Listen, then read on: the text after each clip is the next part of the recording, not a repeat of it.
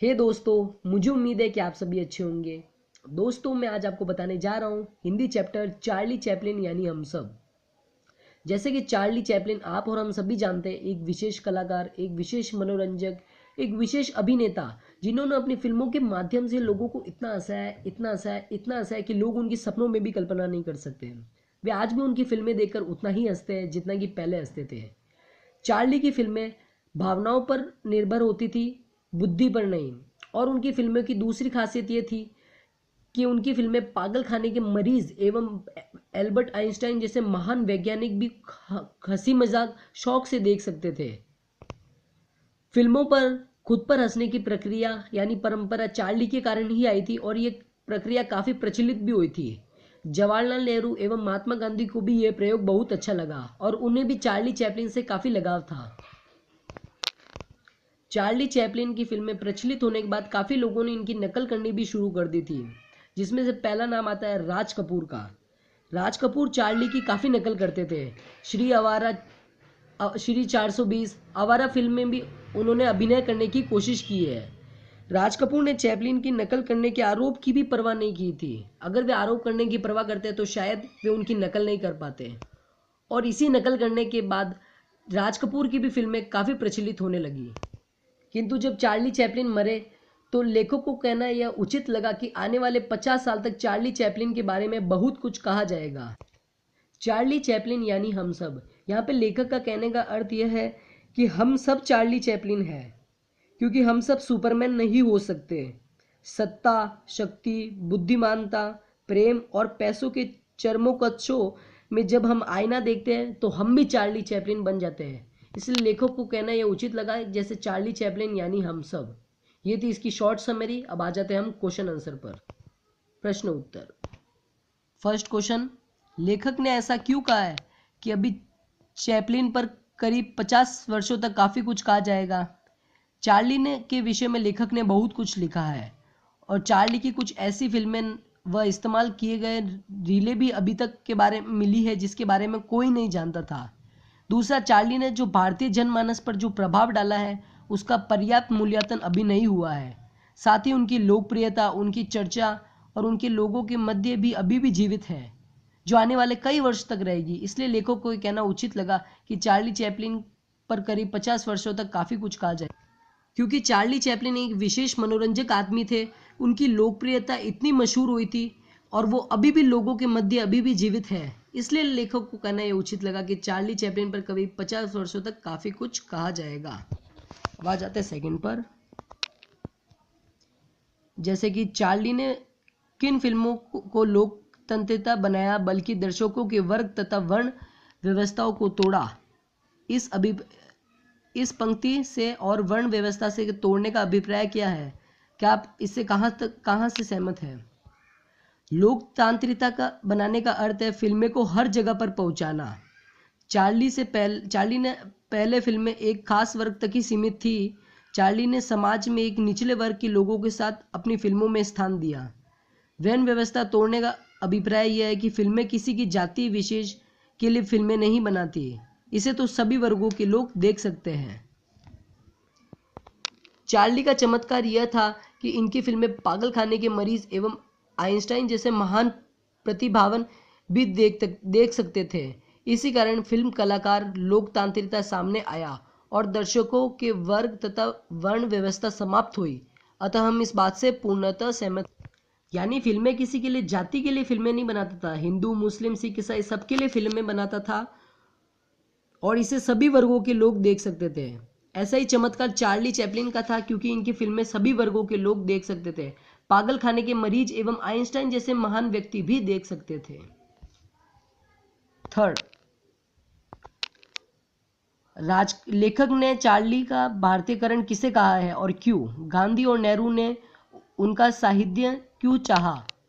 लेखक ने चार्ली का भारतीयकरण राज कपूर को कहा है, क्योंकि वे चार्ली की नकल करते थे। आवारा, श्री 420 आदि फिल्मों में चार्ली के अभिनय का अनुकरण करने की कोशिश की थी। इसके बाद उनके सिने जगत के कलाकारों अनुकरण करना चाहा। महात्मा गांधी का भी और नेहरू जी ने चार्ली चैपलिन से अत्यधिक लगाव था तथा कार्यकुशलताओं को सीखने के लिए सान्निध्य के चाहते थे। फोर्थ, लेखक के कलाकृति और रस के संदर्भ में किसे श्रेयकार माना है और क्यों? लेखक के कलाकृति और रस के संदर्भ में रस को श्रेष्ठ माना है। लेखक का यह मानना है कि कलाकृति के आनंद को केवल अनुभव किया जा सकता है, परंतु रस तो साक्षात आनंद है। रस हृदय में समा जाता है और इसके बाद किसी चीज की आवश्यकता नहीं होती। कुछ रस कलाकृति के साथ होते हैं जो श्रेष्ठ बन जाते हैं। फिफ्थ, चार्ली सबसे ज्यादा स्वयं पर कब हंसता है? चार्ली स्वयं सबसे ज्यादा अपने आप पर तब हंसता है जब वह स्वयं गर्वोन्मत्तता, आत्मविश्वास से लबरेज यानी आत्मविश्वास से परिपूर्ण, सफलता, सभ्यता तथा संस्कृति समृद्धि से प्रतिमूर्ति, दूसरों से ज्यादा अधिक शक्तिशाली, श्रेष्ठ, अपने वजादपि कठोरति अथवा मृदुणी कुसुमदापि शरण में दिखलाता है।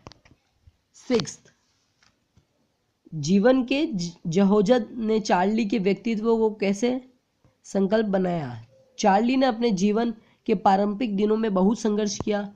उनकी मां पर्याप्त थी। स्टेज की सामान्य अभिनेत्री बाद में पागल हो गई।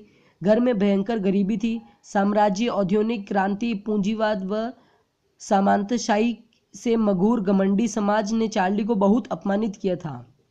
अतः चार्ली के व्यक्तित्व में वह विशिष्टता आई कि वह करोड़पति हो जाने के बावजूद भी अपने जीवन के मूल्यों में कहीं परिवर्तन नहीं आया।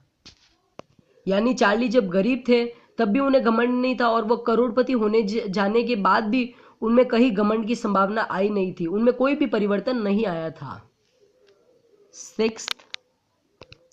सेवेंथ, चार्ली चैपलिन की फिल्में में निहित त्रासदी, करुणा, हास्य का साम्राज्य भारत कला और सौंदर्य शास्त्र की परिधि में क्यों नहीं आता? भारतीय कला और सौंदर्य शास्त्र रस को महत्व देता है, किंतु करुणा व हास्य जैसे विपरीत रसवाद एक साथ नहीं आते।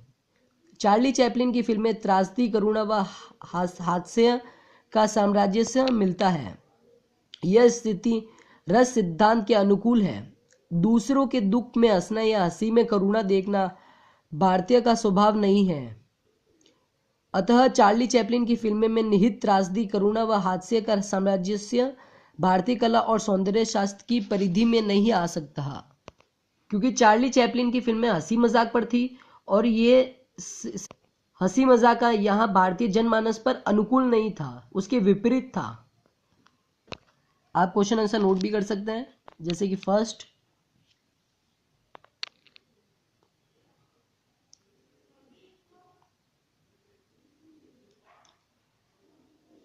सेकंड, पेंडिंग है ये,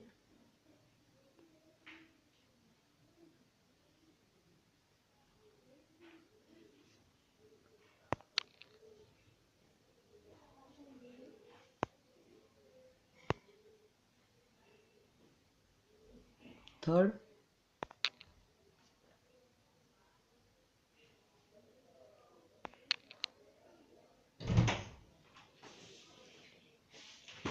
फोर्थ,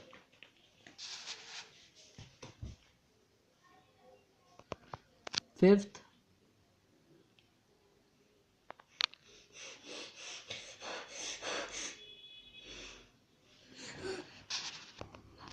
सिक्स्थ,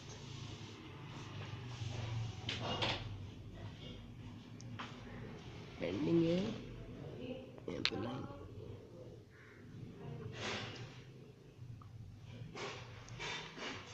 लास्ट सेवंथ। मुझे उम्मीद है आपको ये वीडियो बिल्कुल पसंद आया होगा। वीडियो को लाइक और शेयर जरूर करें और प्लीज़ हमारे चैनल को सब्सक्राइब करना मत भूलें। Thank you so much.